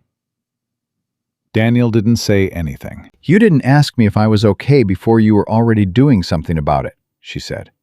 You didn't look at me and calculate whether it was worth it. You just moved. She paused. I notice things like that because I've spent a long time watching what people do when they think no one important is watching. A lot of people would have done the same, he said. She looked at him steadily. No, she said. They wouldn't. We established that. There were 31 people on that bus. He was quiet for a moment. I'm glad you're okay, Isabella. That's really all it was. I looked at you and I couldn't leave. Something shifted in her expression. Not softening exactly. More like recognition. The look of someone who has been searching for a particular frequency for a long time and has finally heard it clearly. I know, she said. That's why I wanted to have lunch. She told him about the foundation over the pasta course. She'd been thinking about it for years, she said. Long before the bus. Long before she'd run into a single father from South Chicago on a Tuesday morning in October. The idea had been sitting in her, growing slowly, the way ideas do when they're waiting for the right moment, or the right person, or both. She'd watched her father build a company from nothing, and she understood the mechanics of it, the structure, the funding, the organizational logic. But Hayes Analytics was about data and profit, which was legitimate and good, and also not the thing she wanted to spend her life on. What she wanted was the bus stop. She said it exactly like that. I want to fix the bus stop. And then she caught herself and explained what she meant, which was both literal and much larger than literal. The bus stop on Ashland where she'd fallen had been broken for 2 years. The accessible ramp cracked, the shelter roof half collapsed, the lighting gone. She'd filed 3 complaints with the city before the accident and gotten form letter responses each time. It was one bus stop in one neighborhood, and it was also a symbol of everything she'd been thinking about. The infrastructure failures, the funding gaps, the way struggling neighborhoods and struggling families and single parents and people with disabilities all fell through the same cracks in different ways. She wanted to build something that addressed those cracks directly, not a charity in the traditional sense, a foundation. Organized, funded, outcome-focused. She had her father's support. She had her own resources. What she didn't have was a partner who understood both the data side and the human side, who could run the numbers and also understand what the numbers were actually describing. She looked at him across the table. "That's why you're here," she said. He put down his fork. "You're asking me to co-found a nonprofit with you." I'm asking you to think about it, she said carefully. I'm not asking you to decide today. I'm not asking you to leave Hayes Analytics. I talked to my father, and the foundation work would be separate, structured around your schedule, at least in the beginning. She paused. "But yes, I'm asking." He looked at her. "Why me?" "Because you understand what it looks like from the ground," she said. 7 months of rejections. A daughter in a school that almost didn't happen. A broken-down car and a bus ride that changed both our lives. She paused. "I have resources, and I have vision. You have the thing that makes both of those useful, which is knowing exactly who this is for." The restaurant was quiet around them. The chalkboard menu creaked slightly in a draft from the door. Somewhere in the kitchen, something sizzled briefly and stopped. Daniel thought about Lily asking him what would have happened if he'd stayed on the bus. He thought about the receipt he'd written his phone number on, and the way Isabella had folded it carefully before setting it on the hospital table. He thought about the stack of bills in his kitchen in October, and the water stain on the ceiling shaped like a boot, and the email that had canceled his interview, and the moment he'd looked at his phone on the floor of the bus and decided. "Tell me more about the bus stop," he said, and for the next hour she did. He told Lily that night. Not the full detail. He gave her the outline, the shape of it, watching her face as he talked the way he always did. She listened carefully. She asked 2 questions. The first was, "Is this real? Like, this is an actual thing that would actually happen?" "It's real if I say yes," he said. The second question was, "Would you be doing it because it matters, or because she asked?" He looked at his daughter. "Both," he said, "and I think that's okay." She thought about that. "Yeah," she said slowly. "I think that's actually okay too." He said yes to Isabella the following week, on a phone call that lasted 11 minutes, because Isabella did not use 20 words when 10 would do. She said, "Good. I'll have the preliminary framework to you by Friday." He said, "I'll review it over the weekend." She said, "Don't review it. Pull it apart. Tell me everything that's wrong with it." He said, "That I can do." And she said, "I know," and hung up. The preliminary framework arrived Thursday afternoon. He pulled it apart over the weekend. He sent her 14 pages of notes. She called him Sunday evening and said, without preamble, "Page 7, the funding allocation model. Walk me through your thinking." They talked for 2 hours. By the end of it, the framework was better, and they both knew it. The promotion came in December. Hayes called him into the 43rd floor on a Tuesday morning. The same conference room, the same long table, but this time it was just the 2 of them and Webb standing quietly to the side. No folder on the table, no document to review. Hayes looked at him the same way he always did and said, I'm restructuring the forecasting division. I want you to lead it. Daniel looked at him. Lead the division. Head of forecasting. Your own team. Full budget authority within the division parameters. Hayes paused. The report you wrote is being implemented company-wide. The new error reporting protocol is going live in January. I want the person who designed it to be the person running the division it was designed to protect. Daniel thought about Gregory's office.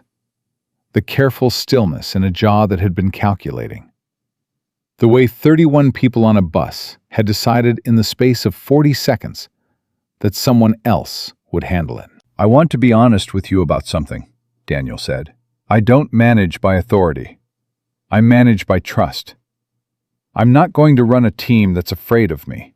That's the whole problem we're trying to fix. If people on my team make mistakes, and they hide them from me because they're scared of what happens next, then I've failed. I know, Hayes said. I need to know you understand that before I say yes. Because it means sometimes things will go wrong visibly. It means errors will surface and people will be uncomfortable. And it won't always look like control. Daniel, Hayes said, and for the first time there was something almost like warmth in the directness of his expression. I watched a security camera recording of a man get off a bus to help a stranger. I've been thinking about that decision for 3 months. He paused. I know exactly what kind of person I'm promoting. Daniel was quiet for a moment. Okay, he said. Okay? Yes, Daniel said. I'll take it. Hayes extended his hand across the table. Daniel shook it. Walking back to the elevator, Webb fell into step beside him briefly and said in a low, unremarkable voice, For what it's worth, the team already knows. 3 of them told me they'd been hoping for this, he paused, including Frank. Daniel stopped walking. Frank said that? Frank nodded, Webb said. Twice. Which I've come to understand is the equivalent of a standing ovation. He stopped at Lily's school on the way home that afternoon. He was early, she wasn't out yet, and he stood at the pickup line in the December cold with his hands in his coat pockets, watching parents and nannies and grandparents accumulate slowly on the sidewalk, everyone with their own version of waiting. His phone buzzed. Isabella. Heard about the promotion. Congratulations. He typed back, Your father works fast. She replied, He's been waiting to tell someone all day. He called me at 9 a.m. Daniel smiled at his phone. Then, Thank you for the lunch, for all of it. A pause. Then, You did the work. I just asked the question. He put his phone in his pocket. The school doors opened and children began to pour out, and somewhere in the middle of the noise and the coats and the backpacks moving in every direction, Lily appeared. She spotted him before he spotted her. She always did. And she pushed through the crowd toward him with that particular walk she had, half purposeful and half still a kid. And when she got close enough, she looked at his face and read it. You got it, she said. I got it. She punched him once in the shoulder, lightly, the way she expressed things she didn't have words for. Then she fell into step beside him, and they started walking toward the bus stop together. And for a little while, neither of them said anything at all. The city moved around them. A bus passed. The December air was sharp and clean, and the streetlights were starting to come on in the early dark, and Daniel Carter walked with his daughter through the neighborhood they'd been fighting to stay in for the past year. And he thought about all the decisions that had led here, every single one of them made in the space of a breath, in the moment before strategy could catch up with instinct. Dad, Lily said. Yeah? Are we going to be okay now? He thought about everything. The foundation taking shape on his kitchen table, the team waiting for him on the 23rd floor, the bus stop on Ashland they were going to fix. "Yeah, Lil," he said. "I really think we are." She nodded once, the way she always did when something registered deep. They walked on. The foundation didn't have a name for the first 3 weeks. Isabella had strong opinions about names. She felt that most nonprofit names were either so abstract they meant nothing, or so literal they became invisible. And she refused to settle for either. Daniel had suggested 4 names, and she had rejected all of them, with the efficient precision of someone who had already considered and discarded each option before he'd finished saying it out loud. He'd stopped pushing. He'd learned, in the 2 months they'd been working together, that Isabella moved toward things in her own time, and that trying to accelerate that process was like trying to argue with a river. You could do it, but the river wasn't listening. He focused on the framework instead. The structure, the funding model, the operational blueprint. He worked on it in the evenings after Lily went to bed, and on Sunday mornings before the apartment woke up. He pulled it apart the way she'd asked him to, and rebuilt it better. And then she pulled it apart again, and they had the kind of conversations where you finish a phone call 2 hours later and realize neither of you has moved from where you were sitting when it started. Priya asked him once, with the careful neutrality of someone being very deliberate about their tone, how he and Isabella Hayes were getting along on the foundation work. "Well," he said. "She's very direct," Priya said. "She is. Some people find that difficult." "I don't," he said. Priya looked at him for a moment, and then turned back to her screen, with the expression of someone who had just confirmed something they already suspected. The name came from Lily. It was a Saturday morning in January, and Daniel had the foundation framework spread across the kitchen table. Printed pages, color-coded sticky notes, a legal pad with running notes in his handwriting. And Lily had wandered in, still half asleep, poured herself cereal, looked at the spread of papers on the table, and said, "What's this for?" "The foundation. We still don't have a name." She looked at the pages while she ate. She picked one up, read it, put it down. "What's it supposed to do?" she asked. "Help people who are falling through the cracks. Single parents, families that don't have the resources to navigate the systems that are supposed to be there for them. People who are doing everything right and still not getting traction." She chewed her cereal. "Like us," she said. "Like us," he agreed. "Like a lot of people." She was quiet for a moment. "You always say that thing," she said, "about how the hardest part wasn't failing. It was feeling like nobody was going to stop." "Yeah, so name it that." She carried her bowl to the sink. "The Stop Foundation, or OneStop, like one person stopping, one moment of stopping." She shrugged. "Something like that." Daniel looked at the papers on the table. He texted Isabella. "Lily named the foundation." Isabella replied 4 minutes later. "I know. I've been sitting here for 20 minutes and I can't think of anything better. Tell her thank you." He looked at his daughter, who was now examining the contents of the refrigerator with the focused dissatisfaction of someone who had expected it to have changed overnight. "Isabella says thank you," he said. Lily closed the refrigerator. "For what?" "The name." She turned around. "She's using it?" "We both are." Lily stood there for a second, and something moved across her face that she didn't quite have time to compose away. A kind of quiet, unguarded pride. The look of someone who has been told that something they made matters. Then she turned back to the refrigerator. "We need more eggs," she said. And that was that. The OneStop Foundation was filed with the state of Illinois the following week. The bus stop on Ashland took 4 months. It was not, as it turned out, a simple renovation. Daniel had assumed, naively, he later admitted, that fixing a bus stop was a matter of permits, contractors, and funding. All of those things were true, but they existed within a bureaucratic structure that moved at its own speed, regardless of urgency or resources. and the permits alone required 3 separate city agencies to sign off, 2 of which had competing jurisdictions over the specific location of the stop. Isabella navigated it with the patience of someone who had spent a decade petitioning city offices and a decade's worth of patience for bureaucratic obstruction. She knew which calls to make and in what order. She knew which departments responded to data and which responded to community pressure, and which, frankly, needed to hear from William Hayes's office before anything moved. She used each of those tools exactly when they were needed, and not before. And Daniel watched the process, and understood that this was a form of intelligence that had nothing to do with credentials, and everything to do with having been refused enough times to understand the architecture of refusal.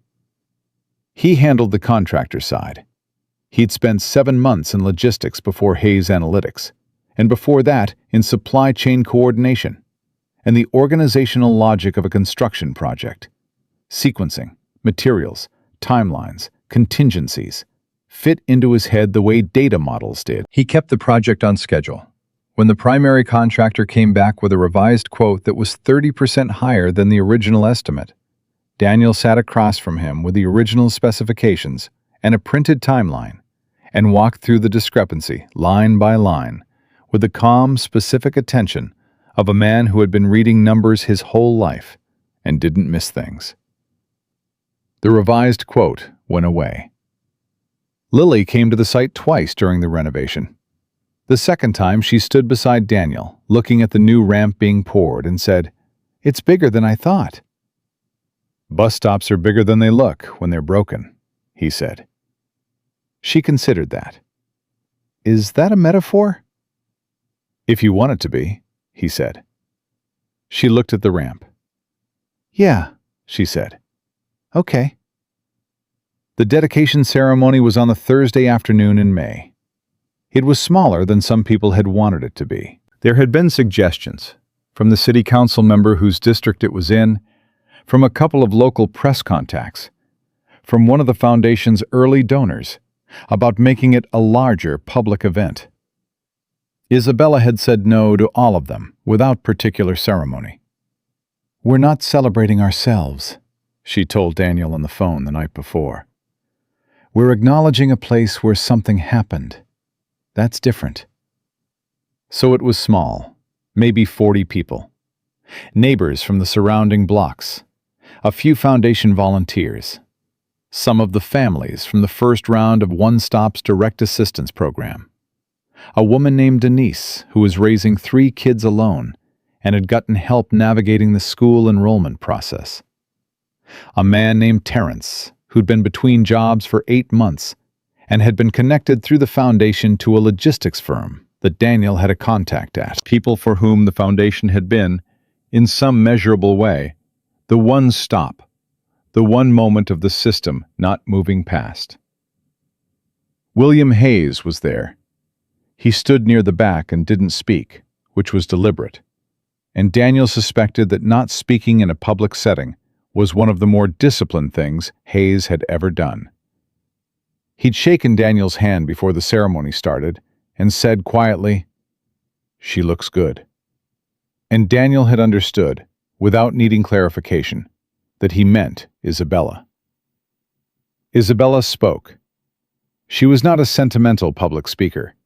She was clear and direct, and she said what she meant without decoration, which made what she said land harder than sentiment would have. She talked about the bus stop not as a symbol, but as a fact. This place had been broken. A woman had fallen. A man had stayed. And something had grown from that moment that was now bigger than either of them had planned for. Which was how the best things usually happened. Not because someone designed them completely, but because someone made a decision in a moment of uncertainty, and then kept making decisions that moved in the same direction. She looked at Daniel when she said it. He looked back. Then she stepped aside, and a city volunteer removed the cloth from the plaque mounted inside the shelter. It was simple, bronze, clean text. In honor of the moment someone chose to stop. Nobody said anything for a second. And in that second, the May afternoon held still. The traffic on Ashland pausing at a red light. A bird somewhere nearby. The new shelter casting its shadow cleanly on the repaired concrete. And Daniel stood with 40 people who had all, in one way or another, been stopped for, and felt the particular weight of something that had actually happened. Lily was standing beside him. She read the plaque, and then she looked up at him, and she didn't say anything. But she reached over and took his hand, the way she had since she was 3 years old. Just took it, without asking, without making anything of it, and held on. He held on back. The OneStop Foundation's first full year ended with 17 families directly served, 2 neighborhood infrastructure projects completed, and the third in the planning phase. It wasn't a revolution. It wasn't the scale that Daniel sometimes caught himself thinking about in the way you think about where something might go if it kept going. But it was real. Every number on the report he wrote at the end of December represented a specific person in a specific situation who had needed something and found it. And that was not a small thing. That was, in fact, the whole point. He and Isabella had a rhythm by then. Not the rhythm of colleagues, exactly. It was more personal than that, and more structured than friendship. They talked most days, sometimes about the foundation, sometimes about the company, sometimes about other things.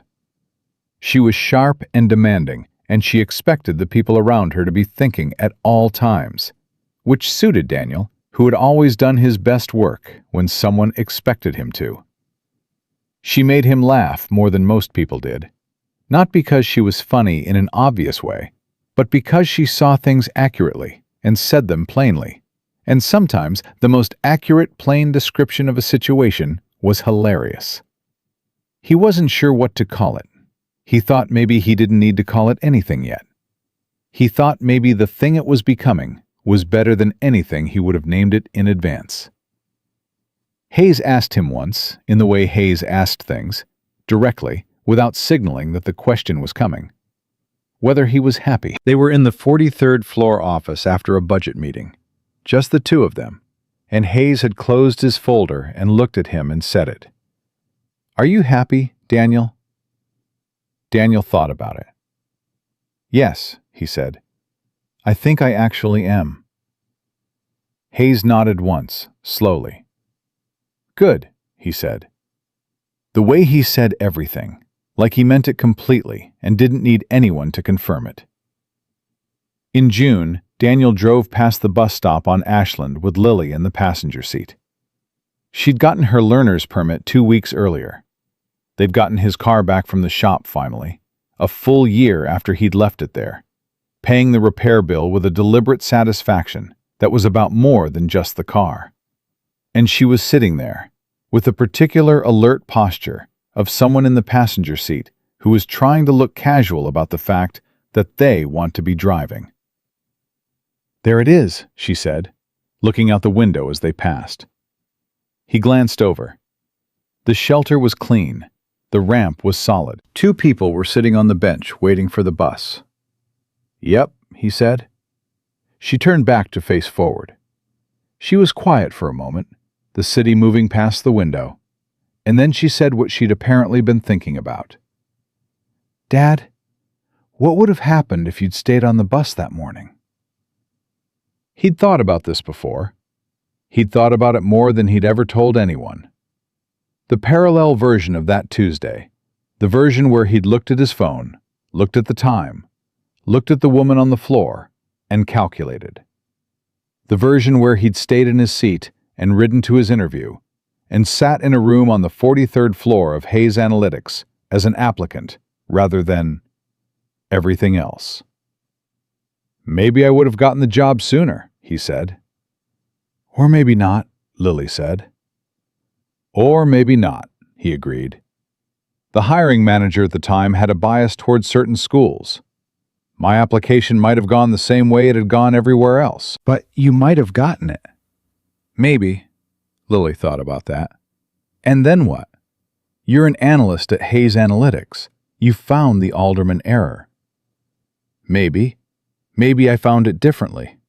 Maybe Gregory handled it differently without the history of what happened before. Maybe he still framed you. Maybe. She turned to look at him.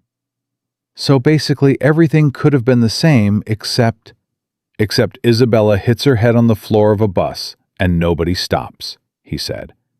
Except she goes to the hospital alone. Except the foundation doesn't exist.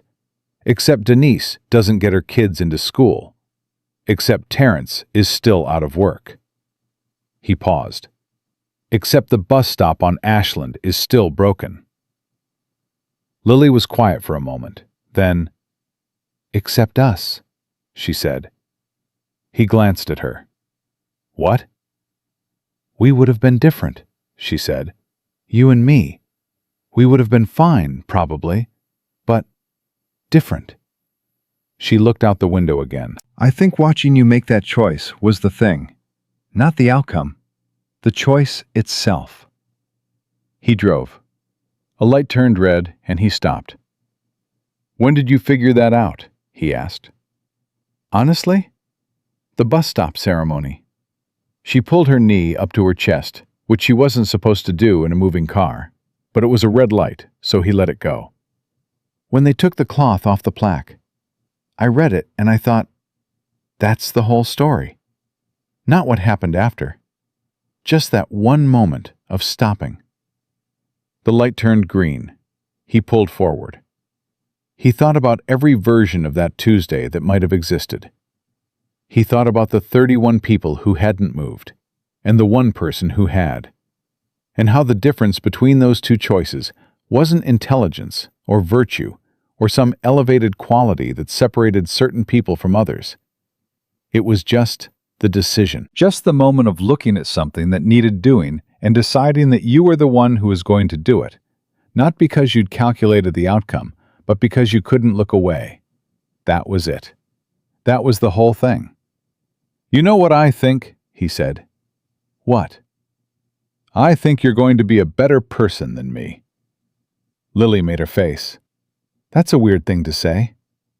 "I mean it as a compliment. You figured out in 4 years what it took me 43 to understand." "To be fair," she said, "I had a really good example." He looked at her.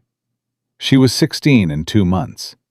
She was going to Lincoln Prep on a partial merit scholarship she'd won in the spring. He'd paid the rest with a steadiness that still felt remarkable to him. The simple fact of being able to.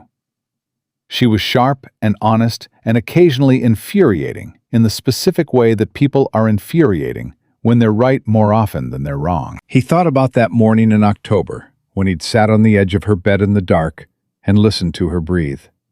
The weight of everything he'd been afraid of. The enrollment fee, the bills, the 14 rejection emails. He thought about the woman on the floor of the bus and the 40 seconds that had changed everything. "Dad?" Lily said. "Yeah?" "You're doing the thing where you get emotional and try to hide it by looking at the road?" "I'm driving. Looking at the road is appropriate." "Your jaw is doing the thing." He exhaled. "I'm fine." "I know you are," she said, and she put her feet back flat on the floor mat and sat up straight in the way of someone settling in, getting comfortable, ready for what comes next. "I know." On a morning in August, Daniel Carter rode the number 12 bus to work. He didn't have to. He had a car now, running well, and the commute was easier by car. But occasionally, for reasons he'd stopped needing to fully explain to himself, he took the bus. He liked the city at bus level. He liked the way it moved, the rhythm of stops and starts, the particular cross-section of people that public transit assembled each morning without asking anyone's preference. He stood near the back, holding the overhead bar, watching Chicago come to life outside the windows. At the third stop, a woman got on with a stroller and couldn't get it through the front entry. The driver said something about the lift being out of service, and she stood there in the door with the stroller and the baby and the bag over her shoulder, looking at the driver, and then at the steps, and then at the stroller, with a particular exhausted calculation of someone who has been problem-solving continuously for months, and has run low on the energy required to be surprised by one more obstacle. Daniel was already moving before he'd consciously decided to. He made it to the front, nodded to the woman, took the front of the stroller, and lifted it through the door while she guided the back. And in 45 seconds, the stroller was secured and the woman was on the bus, and the driver pulled back into traffic. The woman looked at Daniel. "Thank you," she said, and it had the quality of something she'd almost stopped expecting to say. The slightly unguarded gratitude of someone who had been doing things alone for so long that help had become surprising. "Of course," he said. He went back to his spot near the back. Nobody had made anything of it. It had taken 45 seconds. The bus was moving again, and everyone was looking at their phones or out the windows or at nothing in particular.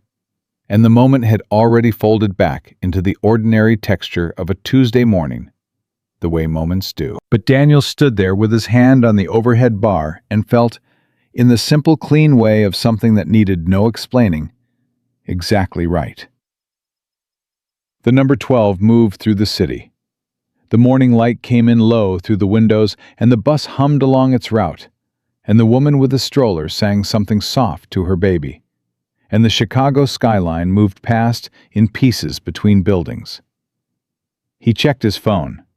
He had a team meeting at 9, a foundation call with Isabella at 11:30, and Lily had a cross-country meet after school that he was going to leave early to make. He had a full day ahead of him.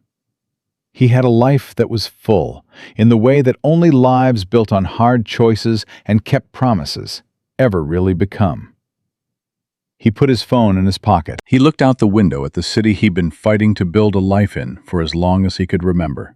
And he thought about a plaque on a bus shelter on Ashland Avenue, and a daughter who understood things he was still learning, and a woman who had looked up at him from the floor of a bus with measuring eyes and changed the direction of everything. He thought about the moment of stopping, and he understood, not as a lesson, not as a story he would tell, but as a simple and permanent truth that lived in him now the way only earned things do. That the life you build in the moments when nobody is watching, in the decisions that cost you before they give you anything back, is the only life that is ever fully yours. Some people spend their whole lives waiting for the moment that will define them. Daniel Carter had found his on the floor of a city bus, with 18 minutes on the clock and everything on the line, when he looked at a stranger who needed help and chose, without strategy and without certainty, simply to stay. That choice had cost him everything he thought he needed, and given him everything that mattered.